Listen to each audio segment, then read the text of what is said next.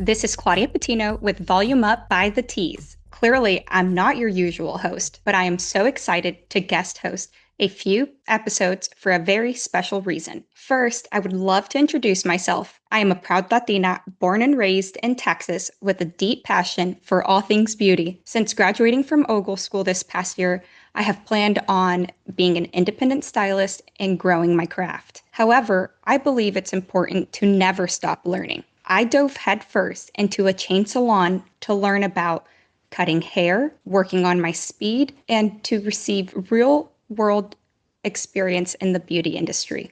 Now I work independently, focusing on wedding hair and makeup. While in school, I competed in the North American Trend Vision Awards, where I proudly became a finalist. This experience changed my entire life and my perspective on the beauty industry. I realized how powerful it is to take the leap and compete. This is why I am so excited to announce the Shape Your World Student Competition podcast series. Sebastian Professional, in partnership with WellaEducation, announced their new Sebastian Student Competition. The student competition is for any student currently enrolled in a cosmetology school with two categories, cut and styling. This is your chance to put your name out there and grow your career. This podcast was specifically created to support and encourage students who are unsure or still thinking about entering the Sebastian Student Competition, but need the extra push to step outside their comfort zone. I'll be interviewing people like Omar Antonio, Anthony Cole,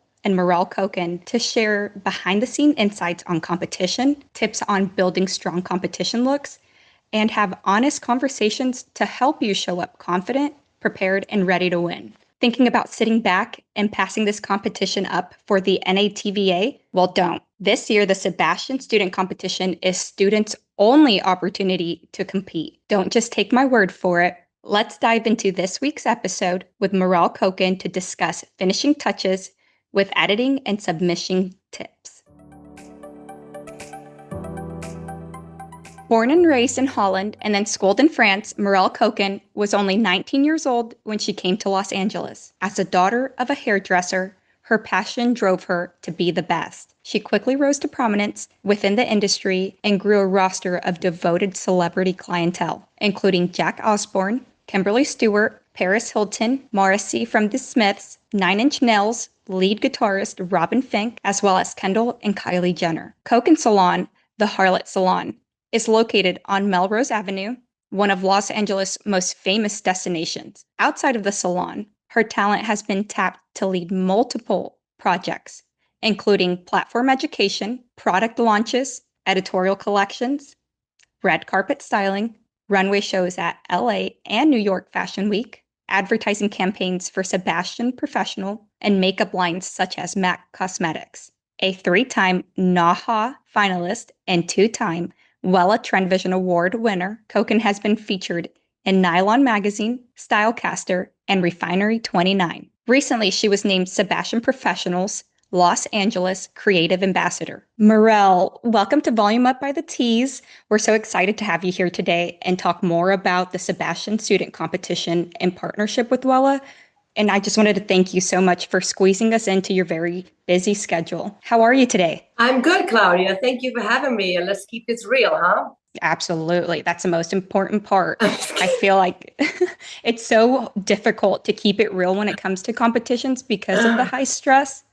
And now I really want to dive into your background and the foundations that got you where you are. So one of the questions that I have for you is, how did you get into the beauty industry? Was this something that you thought you would always do? That's actually the only thing I knew since I was born. You know, my mom is a hairdresser and owned a couple of salons, so that's all I kind of knew as a young person on. So I never knew anything different. So it's kind of like I grew up in it, and it was like, you know, if you grew up in it and you get fed with a spoon with it, so it's like kind of know, right? I mean, my mom just said, do something what you're really good in, and I couldn't see anything else that I was really good in besides giving someone a good shampoo at that moment. You know, like I'm happy now that I am, was born within the hair industry, but when I was growing up in it, it wasn't, it's just a hard work. And your mom was not like, she was never home because she was always working. That's so important because sometimes beauty industry can sound like a job to so many people, especially growing up in it the way you did. What is one way that you realize that hair could be more than a job? It could be art or storytelling. Such a good question. So working behind the chairs from such a young age on, it becomes like a job, right? And also, it's not always a fun job because you stand on your feet all day long and you listen to people's talking the whole, and not like everybody. So it felt like a job. I think later on in my career, it felt more like a passion because I felt like I was doing something I was really good at. And also, I can understand, especially working with Sebastian, I can understand the storytelling of hair, like what it meant, not just for client behind the chair, but like for photo shoot, campaign work. There's so much more to like just cutting hair or just blow drying or styling hair, but like what does it do to a storytelling in a campaign, or what does it do to, collections, yearly collection? What does it do to like fit with the brand? And it's just so cool. I love that. I think it's really important because hair is so multidimensional, like you said. Mm-hmm. It's really about finding your style. Now, for you, what does finding your style look like? Hmm. Finding my style, when I think that comes through the years of like, if we're talking about hair, right? Finding your style, like finding your niche, like what are you good in, right? So that takes a long time, Claudia. It doesn't just because like like every year you excite yourself about something else in this career. And it's almost like these building blocks of like, not only about like your skills building blocks, but also you building blocks of like who you become within the industry and what you like. And it's all like an add-on. And then you might be, like the things I was excited about years ago, I'm still excited about, but there's so many more things as layers on top of that. So it takes years to really define yourself, who you are as an artist. That is so important to hear. I feel like as students, we're always so pressured to find exactly what you're going to do. No, it's too early on. You too early on. It takes a long time. And also, you want to be authentic to yourself, right? Yeah. As students, you look at your next door person who has looks cool, and you're like, I want to be just as cool as that person. But like really, like you are your own person. Like I'm sure you're even way cooler. And think that sometimes these lines get so blurred because everybody wants to look alike. And it takes courage to be who you are by yourself. And it takes courage to believe in yourself. And it takes courage to be brave and step forward. Yes, I really needed to hear that. I know that you're a mentor not only for the Sebastian professional team, but also in your salon. And I really wanted to ask you, when did you open your salon and what encouraged you to do so? Well, I never wanted to open a salon. It was more pure about like I needed to breathe. I didn't felt like the salons I was working in, I didn't feel like they were my kind of genre of hairdressers, especially because I was doing so much work with the company and traveling so much and presenting and I would come back to the salon and I was like, God, it just doesn't feel the same excitement, doesn't feel the same energy. And I wanted that professionalism. I wanted that cool edge that we had. And then I was like, this is not going to work. I just it was very brave and was very hard. But I did. I wanted to I just wanted to work with people who were just like me and who I can learn from. That's really the reason why I opened up a salon. It wasn't because you wanted to make money or none of that. It wasn't anything glorious at that moment. Absolutely. I feel like the difficulty and competition makes you realize how great you really are. So, what you did was take that courage, and I think it's incredible. When it comes to competitions, what's something that makes you excited about them for the student? Um, what makes me excited for them in the competition? Well, selfishly, I want to be part of their journey, because it takes me back when I did it, and I kind of want to kind of like I can guide them and push them, but also give them the safety net of like, I got you, don't worry about it, I'm not going to let you fall. I think it's more about like being part of their journey, and also I love it. I just get me so much excitement out of it. I think you're perfect for it because a lot of us need that tough love and that extra shove. And you have the perfect personality to show you better toughen up and do this. So I Yes, love right. Yeah, that. Tough love there. tough love. So early in your career, when you were a student, what's a piece of advice or something that you did not know that you wish someone had told you? There's not, and there's no shortcut to success. Like you really have to fight and also believe in yourself, and you have to keep getting up. And you might, like I always tell everyone that I'm so thankful that I failed so many times, and I'm so thankful for the people who weren't really trusting me or didn't think I was just not good enough, because I kept fighting and I kept getting up and not just showing them that I could do, but also, believed in myself. That is such great advice. I think for any student listening, that's exactly what they needed to hear. I know that mentorship is essential, specifically in relation to competition. And I would love some personal encouragement from you Yeah. for anyone that's still holding back. Because I know how competitions are a big deal, but Mm-hmm. often they bring up and they surface feelings or fear of Mm-hmm. judgment. So I know a lot of students fear judgment, making it difficult to take pride in their effort. So, how do you recommend pushing past the fear for the students that are competing? I believe and I know that if you're excited about your work, it will push through your fears. Let's say if you practice your craft, right? And you practice and you practice and you get so good at it, doesn't matter what anyone says. You're excited about your work and you will get this done. So the fear also comes from not knowing. I love that. So it's pretty clear this competition is for any student that believes in Sure, themselves and the absolutely. practice, Absolutely. Anyone can do it. Anyone can do it. but not everyone is willing to put in that work. Right. But also that, but if you have so much fear for something, it holds you back, right? Think about like, Mhm. I know I have to go do something next month. I'm like, oh my God, I don't want to do it. I'm fear that I'm not going to be good enough. And that's like, it doesn't matter what stage in life you are, we all have it. I love that. I feel like when you're mentoring students in the competitive or high pressure situation, what's the most important lesson that you teach them? Trust yourself, because you're good enough.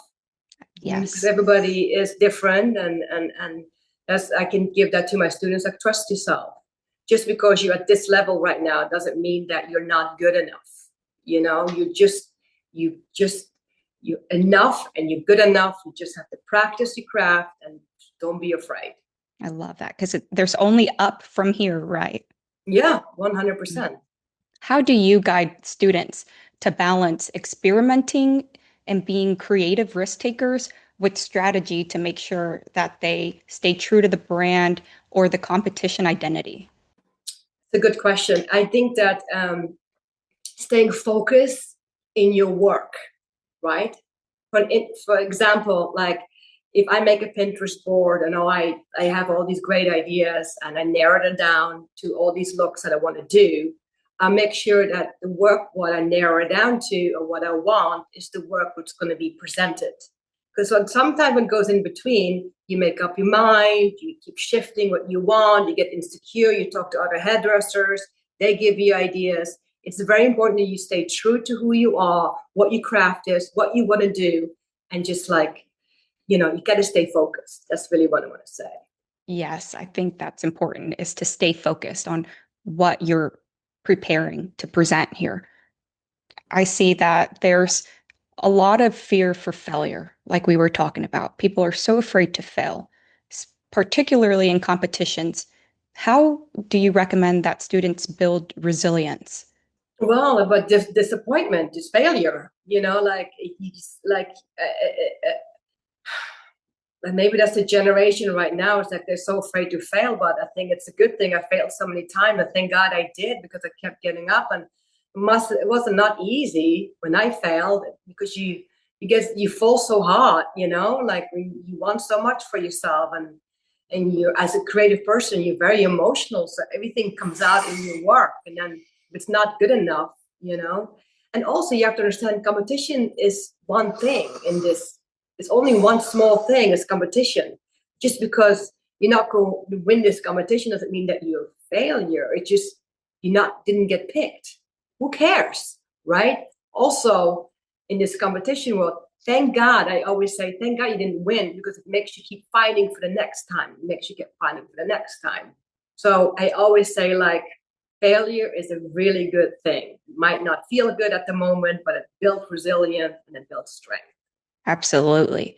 I think our goal is to mentor as many students as possible because in other episodes, we talked through the whole submission process with mood boards, model selection, trial runs, and common mistakes.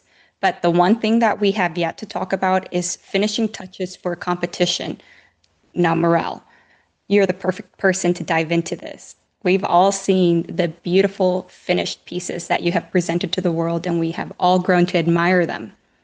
So I wanted to ask you, with finishing touches, since they can make or break a competition entry, what do you call or consider a finishing touch to really mean? When it's not perfect. Would you say it's different in a competition versus in the Yeah. salon? So finishing touches for a competition mean like it needs to be clean, it needs to be all these things, right? It needs to be the right lighting, it needs to be the right direction. It's not just the hair. The hair is one thing out of it. It's the model, it's the lighting, it's everything, the makeup, But what I can give back to you is like the last finished touch is almost like that little flick, but unperfect. That little unperfect fringe or that little unperfect curl, or that's like, because as judges will look at something I haven't seen that yet before, right? Yes, that is a key information is the judge's perspective. Mm-hmm. Now, how do you guide a student to say that is enough, this is finished, and step away? By stepping away, that will give you the answer, because that's, by stepping away and looking at your work, that should be like enough said. Not just students, but also, people who are a little bit older doing this competition, we're too focused, too close up focus, not to step away looking at it. Also comes from practice, right? So if you practice it more and more, then you know to step back. But the question was more about like how to tell them. Is that right? Yes. Because I would say less is more, like, Yes. and I think it's good. As a professional, I bet it's much easier for you. For students, how do we train our eyes to say, this is my finished look? Well, when you're doing hair or when you're creating something for a competition, in your gut, it's like going the wrong way, right? When you're doing something and you're cutting and you're like, oh, I got lost, I don't know what to do. That's when you're going to step away. Do you have any tips on telling the difference between a good look and an exceptional look? Well, I do, but students they don't have the eye yet for it, right? But what I do like about the young hairdressers today, because they have such a fresh eye, and they have such a fresh way of doing hair. It's so unique to them. I don't want to like change their perception of like, this is good, this is bad, because what they're doing right now is really good. Just because I do it different doesn't mean that's better. You know what I mean? It's like I want to keep them in their own world as their own creative person, so they have a free outlet to like explore their creativity. Absolutely. I think that from your judge perspective, you share a lot of insight on the opposite side from the student. So I think it's really important to share those things. Is there something that you ultimately look for when evaluating a completion or a competition entry? Yeah, I definitely, so if it's an overall look from like as an entry, I look at like, I look at like, does it look clean? Is the lighting good? Is the model good? I mean, I look at everything, not just the hair. It needs to be the overall mood, right? Just because, you do the best haircut, but is the model good? Is the photographer good? Is the lighting good? Like all these little things. And it doesn't really have to cost money. You just have to make sure that you, as a hairdresser or as a student, make sure that that picture is just perfect when you enter it. I look at something fresh and new. I look at someone who's fearless and who's bold in their work and who doesn't let go. Like someone who's just unleashes their creativity. Absolutely. Not afraid to let it all out. No, Put it of all on course the not. table. Yeah, no. Like you have to just let it go. Let your Yes, creativity flow. It's great. absolutely. I think the creativity involved would be uh, essential in this. How do you balance pushing creativity with maintaining a polished, cohesive look? But that comes through a lot of training. You know, the more you train on the looks, the more it becomes polished because you keep looking at the same look. You know, you keep looking at it, you keep doing it, it just gets better and better. Yes, because making sure that the final look is perfect is critical, along with the social content that you capture along the way. And I feel like these competitions are the great opportunity to show off your true artistry, not just through your submission. And I think that most stylists and students love your social channels. And I'd love to pick your brain on the social content that you share Sure. too. So, how important would you say it is when supporting the competition entry? How do you decide what parts of the process are worth capturing, posting, and promoting? I think the whole works, you know, the works behind it. It's not just a finished look because no one really cares about it, but how did you get there? Right? Like you doing it actually. Just bring the camera down the sides and just doing the hair and like creating the haircuts or the styles, whatever you want. Not just the finished looks. But I want to Absolutely. see you working it, you know, your authentic self. How many times do you think that somebody should practice their look? Oh God, it's like you can't put a number on it.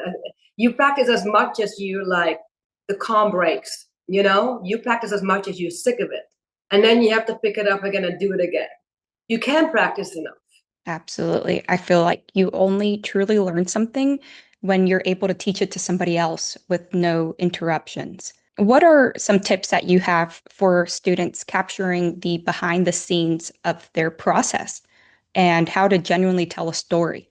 I think everybody wants to get to know the person, not just their hands and what they're doing, but like talk about it, what they're doing, where they come from, like what is their hardship, like really connecting with the audience, and maybe see what works for them. Everybody has a different social media platform, what they do, what works for them. So some people are not very free or daring enough to talk. They just do other things, but Mhm. you know, I want to see what someone is about and where is your process and all this. Right. Absolutely. Would you say, is there a simple way to make the social content stand out without losing authenticity? If it's hard with losing the authentic, I think that's the easiest. For me, that would be the easiest to being authentic Mhm. because I couldn't be not authentic. I don't have that skill. Sometimes I wish I did. But being authentic is like, that's the only way to go. Some people are afraid to be authentic. They're I so scared of know, judgment. I know, I know, I know, I You know are it. very brave. You're very brave and daring. So, how do you decide what to post? Well, um, I post when I see someone very cute and have good hair, you know, and I feel like I could put my stamp on it, you know, because I can't post everything, but I do like have my own niche of my work, and I kind of like stick with the genre of that kind of stuff. So if I find a good model and I can, you know, I can create my my I can create something with that, and I can, I do it. You know, I don't think about it. And also, I'm like, I get to an age, I'm like, fuck it, I don't care if you don't like it. You know, you don't like it. You kind of have to be like that. Just don't put your social media on and just waiting to be liked or waiting for like, am I good enough? You know, just just do it. Absolutely. So, how can students use their social platforms to stand out in the competition? Well, again, I think it's the same answer. I think a couple of questions before is like just be your authentic self. There are some students, all they showcase is what they wear. or what tools they use, right? Or what the inspirations are. And then you have some artists, students who showcase the work that they do before. Like everybody has their own journey, so it's hard to tell like what I would do. I just think that what I would like to see is someone's work and someone's working on that same model or creative outlet, whatever that may be. But it's a good question, though. I love your response. I think it's very genuine too. Now, are there any common mistakes that you see students make when sharing their competition related content online? I haven't seen a lot of competition footage for social media online. Um, I can only say when you do it, make sure your tools are clean, your background is quiet, and I can see your work. Meaning So, that if you put your camera down there, I want to make sure that you position it right with the good lighting. I can see what you're actually doing. I mean, most people, a lot of people forget about that. But also they're young, so. yes, I feel like the final piece of the puzzle before submitting for a competition, like the Sebastian student competition, is the editing basics. Most Mhm. students, because most students are not hiring a professional photographer or an editor for their shots. So, what's some insights Okay. around making these submissions the best they can be? Okay, so what I would do then, right? I will make sure you get a good model, right? I make sure that you have your inspiration board or wherever that may be, that you know exactly what you're doing, right? When you take a good model, make sure the hair texture this model has can really support your creativity, right? It can really support the look that you want to do on her or him or them. Make sure that, you know, shooting the model, you can do it yourself, and that's totally fine. You can do it with a phone as well. You don't need to have the camera for it. The background needs to be, you know, it needs to be, I would just need like a nice gray background or a printed background, whatever you want to do. I can't really tell you, but I would just less is better. Okay, that's it. And that has to do with hair, that has to do with makeup, it has to do with what they wear. It doesn't have to be all that. It doesn't have to be overproduced. Just keep it simple. I love that. Keep the focus on what you're presenting. Mm-hmm. So, how do you ensure that the edits enhance the work rather than distract from it? Keep it simple. Don't overdo it. And don't keep touching it. Just keep taking pictures and see how it works. And let her move her head a little bit and see, it might take a while to take that one good picture, especially if it's not a professional photographer. But that's why I said if you have a model who can move a little bit better than, you want to have a model what can move. You want to have a model what has some kind of modeling experience. That's going to help you. I agree. Now, are there any specific tools or techniques that you recommend for the beginners who want to prepare a professional quality image? Lighting is good. You can buy some good lighting, LED lighting online, where it's not that expensive. And also there's a lot of YouTube videos that can watch how to make good pictures, editorial shoots. So there's a lot of good content that you can find that helps you. Yes, I feel like you just have to I be, mean, that's what I would do. So I'll do the same thing. well, you're definitely the queen here. We all want to follow in your, I'm following right in your footsteps, so lead the way. Okay, you got it. So, what do you recommend for the students that feel nervous or overwhelmed by the editing tools and I that they know. worry that they're doing too much? Well, if they're worrying that they're doing too much, they're probably doing too much. That they probably have to like. What helps me is make a checklist, right? I like before I do a shoot, I make sure I have my checklist and like, so I won't do too much and I won't get overwhelmed. So doing a checklist definitely helps you by not getting overwhelmed. I think a big thing too is when you take that picture and you start picking it apart, like here's a flyaway, this curl isn't curling the right way. Do you recommend that students edit those flyaways out or just keep it natural? I'm the same way though. When I'm online, when I'm on the photo shoot, like, ah, I hate it. Why is this? Because it looks different when you're doing the hair and you look through the camera, like you see everything, and not every angle is good. So before you start picking the hair away, why don't you try to find the angle that you really like within the hair, within the shape, or have a profile or sideways or 3/4, or like let her move her face and then find the right angle. If you find the right angle, that's when you can keep polishing the hair. But unless you not find the right angle to shoot it, don't polish it yet, because you're gonna ruin the whole hair.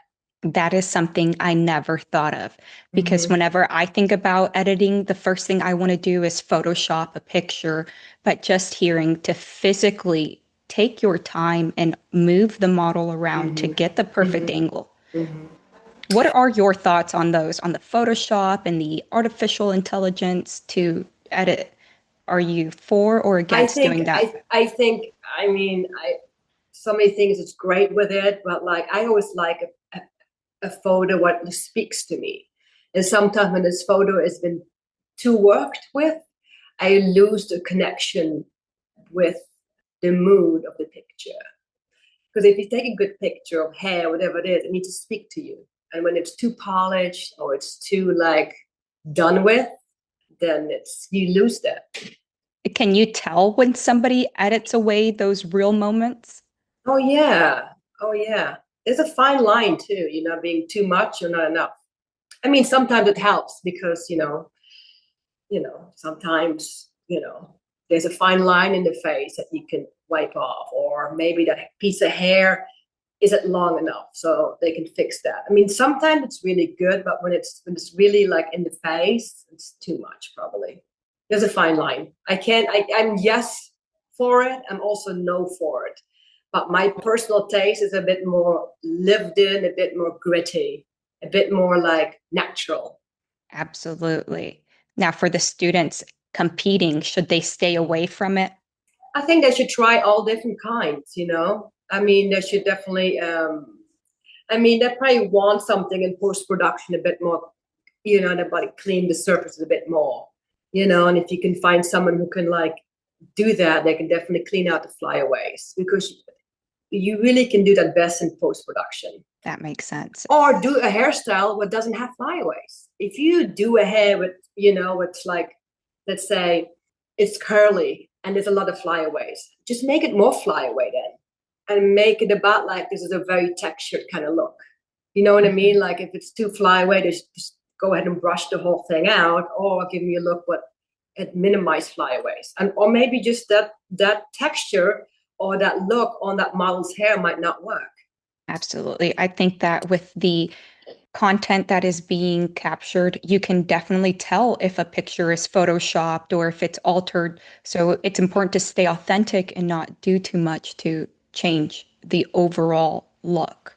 Mm-hmm. Yeah, I mean, I like a little bit more of a flyaway. I like it more, I don't like it too polished, because that's not my work. But if you look at like some really cool Sassoon haircuts and that hair is so polished, but their probably natural hair is straight. And it all fits to each look. Every look has, depending what kind of look that you're going for. Yeah. Incredible insight. I hope that every student out there realizes that we're speaking to somebody that will be judging these and looking at all the competitions, the Yeah. entries. I think that we are so lucky to have you here, because not everyone's willing to share that insight. And Mm-hmm. you just gave us a bunch of tools to add to our tool belt here and Good. compete I'm with glad. them. Yeah. hmm I think that was so important. It helps get the jitters out of here, not feel so scared to be Uh-huh. yourself and try something new. Like you said, what's the worst that's going to happen? You fail and you try again. Yeah. Yeah. Yeah. It's like, have to. Yes. What should the students take away as a final piece of advice? I think trust your work, because no one else is going to do it if you don't. Right. Like, and I think maybe also that comes with age, because if you're a little older, then you kind of go, then like you have to trust your own work, and you have to be proud of what you do. Um, Practice helps a lot, and being out there to find a mentor who can also help you, you know. If I had a mentor earlier on in life, I think that would have really like helped me. Maybe I wouldn't have fallen down as much as I did. I would have had more of a support and more of a safety net, or someone who can help me guide. I think a mentor was essential to your growth as an artist, but also can help you guide who could, in the right angle as an artist. A true mentor could definitely do that. So that's what my advice is, to like find yourself a good mentor who can help you and support you and push you in the right direction and tell you the hard lesson if it's right or wrong, you know, and have that safety net. I agree. I think that you do a wonderful job at mentoring others, especially with the things that you share on your social media. I found myself sharing a couple of your quotes because they are That's they're too good. You're so yeah. raw, you're so honest. I couldn't have worded some of them better. You're great. But you are a busy woman, so where can students find you? Well, I think social media is good. Instagram is good. I think in my DMs, you know, that's, I think that would be the best ways. I'm very good in responding. Someone will respond, so that's and I love to help. I do. I really do. I think this is a great career, and it's the best career, not a great career. I think it's one of the best careers because, especially if you like people, especially if you're an extrovert, you know, like if you want to be around people. It's also one of the last, I feel like, professions that you can start touch people's hair and actually being one-on-one.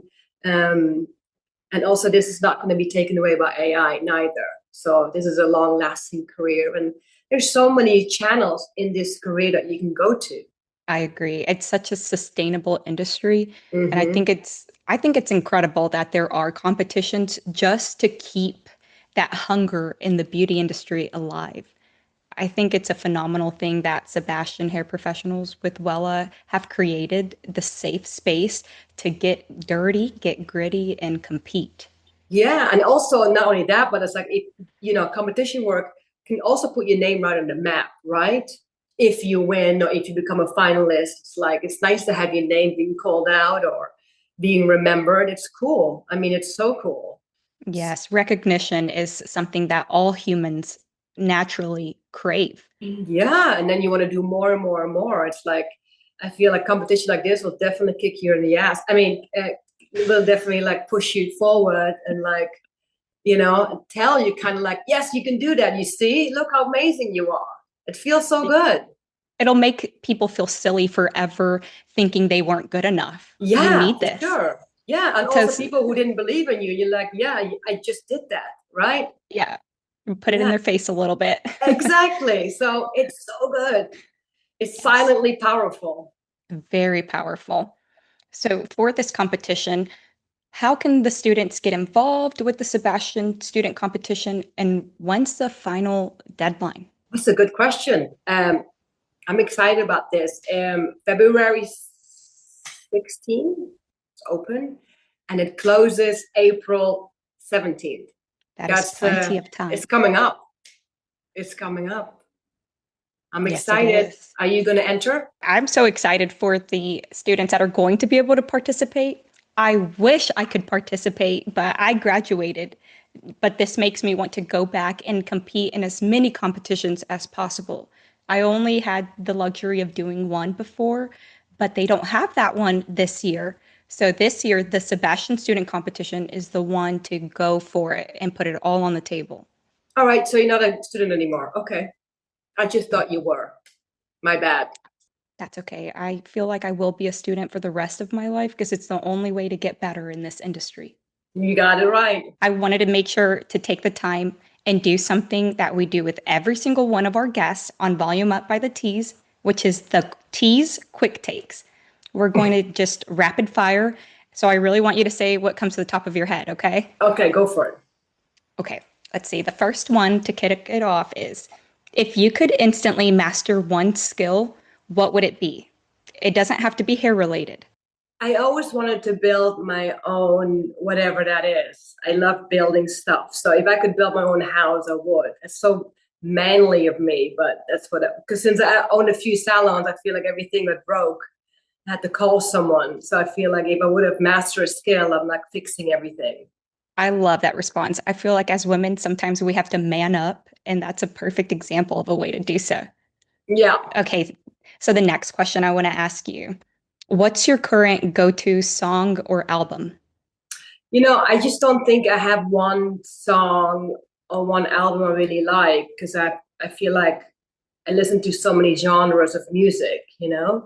But I do have thought about this a lot, and I do have a song by David Bowie, "The Golden Years," that I love so much. It's because when I did a lot of shoots and campaigns with Robert Labetta, he was a big fan of David Bowie, and it would be like on the background in the studio playing all day long. So if I listen to his music, it reminds me of those days.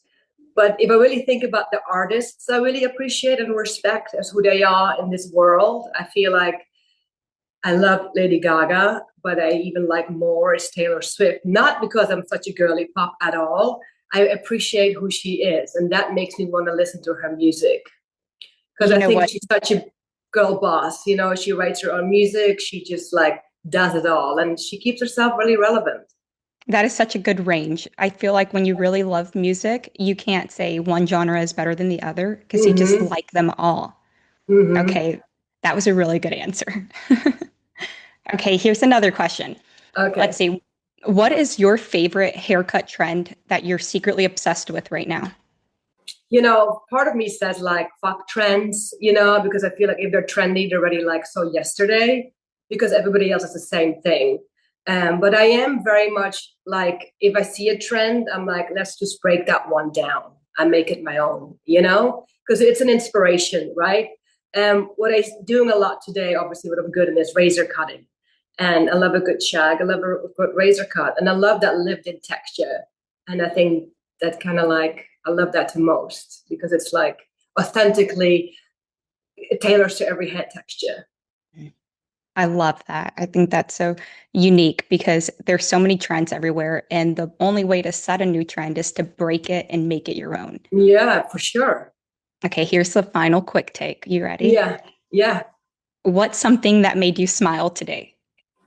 I have a daughter. Her name is Alex, and Alex calls me daddy, and that's something that she has done many years since she could talk, because that's just how it goes. I guess I come home late from work, and I don't know. So that's the thing. She like considers me as her dad. So the daddy thing doesn't get old. So that makes me kind of smile every morning when she says, "Daddy." So I'm like, oh my God, here she comes.